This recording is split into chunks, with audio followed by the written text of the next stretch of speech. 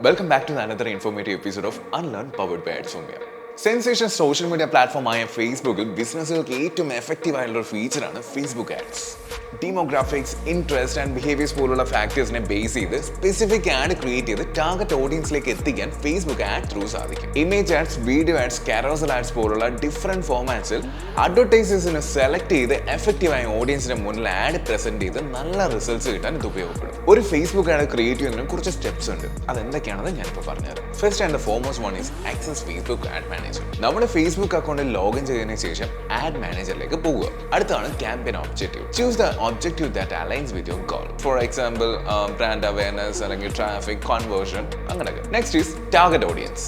Demographics, interest and ബിഹേവിയേഴ്സിനെ എല്ലാം base ചെയ്താണ് നമ്മുടെ ഓഡിയൻസിനെ ടാർഗറ്റ് ചെയ്യാൻ. Next one is ad placement. നമ്മൾ ക്രിയേറ്റ് ചെയ്യുന്ന ആഡ് എവിടെയാണ് വരേണ്ടത് അല്ലെങ്കിൽ ഏത് പ്ലാറ്റ്ഫോമിലാണ് വരേണ്ടതെന്നും വൈസ് ആയിട്ട് ചൂസ് ചെയ്യുക. എങ്ങനെയെന്ന് വെച്ചാൽ നിങ്ങൾ ടാർഗറ്റ് ചെയ്തിരിക്കുന്ന ഓഡിയൻസ് എവിടെയാണ് ഹാങ് ഔട്ട് ചെയ്യുന്നത് നമ്മൾ കൃത്യമായിട്ട് മനസ്സിലാക്കിയിരിക്കണം. അതായത് ഫേസ്ബുക്കിലാണോ, ഇൻസ്റ്റാഗ്രാമിലാണോ അല്ലെങ്കിൽ മറ്റേതെങ്കിലും പ്ലാറ്റ്ഫോമിലാണോ എന്ന്. അതനുസരിച്ച് വേണം നിങ്ങളുടെ ആഡ് എവിടെ റൺ ആവണം എന്നുള്ള ഡിസിഷൻ നിങ്ങൾ എടുക്കേണ്ടത്. Another important thing is budget and schedule. നമ്മൾ ഈ ആഡ്സ് നമുക്ക് ഫ്രീ ആയി സർവീസ് കിട്ടുന്ന സോഷ്യൽ മീഡിയ പ്ലാറ്റ്ഫോമിലാണ് റൺ ചെയ്യുന്നത്. പക്ഷേ അത് പെയ്ഡ് ആണ്. കാരണം നമുക്ക് നോർമലി കിട്ടുന്ന ഓഡിയൻസിന്റെ വിസിബിലിറ്റിയേക്കാൾ കൂടുതലാണ് നമ്മളൊരു ആഡ് റൺ ചെയ്യുമ്പോൾ കിട്ടുന്നത്. So set a daily or lifetime budget and choose a ad schedule. Next we are driving to ad format.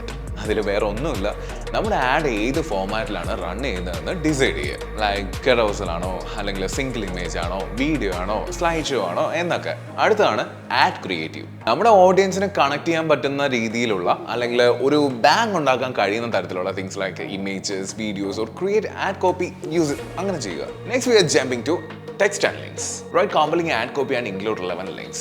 Most of us know about the importance of call to action button, right? Call to action button നമുക്ക് results കിട്ടാൻ വളരെ helpful ആണ്. Call to action button place ചെയ്യേണ്ടത് നമ്മുടെ campaign objective ആയിട്ട് suit ആവുന്ന തരത്തിലായിരിക്കണം. Next is tracking and conversion measurement. Tracking and conversion measurement is nothing but just set up the Facebook pixel to track actions on your website.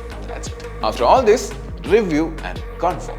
Just double check your ad settings, creative elements and budget before confirming. That's it. Because error ഉണ്ടാവുന്നത് കുറയ്ക്കാനോ അത് ഉണ്ടാവാതിരിക്കാനോ അത് വളരെ വളരെ അത്യാവശ്യമാണ്. Then monitor and optimize. വേറെ ഒന്നുമില്ല, regularly നമ്മുടെ ആഡ് പെർഫോമൻസ് ചെക്ക് ചെയ്യുക. ഇപ്പോൾ ഒരു എക്സാമ്പിൾ പറയുകയാണെങ്കിൽ ഇൻഎഫക്റ്റീവ് ആയ ആഡ്സ് പോസ് ചെയ്തിട്ട് സക്സസ് ആവാൻ പോസിബിലിറ്റി ഉള്ള ആഡ്സിന് ബഡ്ജറ്റ് ഇൻക്രീസ് ചെയ്ത് എഫക്റ്റീവ് റിസൾട്ട്സ് ക്രിയേറ്റ് ചെയ്യുക. അപ്പോൾ ഇതുപോലുള്ള മോർ ഇൻഫോർമേറ്റീവ് ഇൻഫർമേഷൻസിന് വേണ്ടി നമ്മുടെ യൂട്യൂബ് ചാനൽ ഉടൻ തന്നെ സബ്സ്ക്രൈബ് ചെയ്യുക, ഇൻസ്റ്റാഗ്രാം പേജ് ഫോളോ ചെയ്യുക.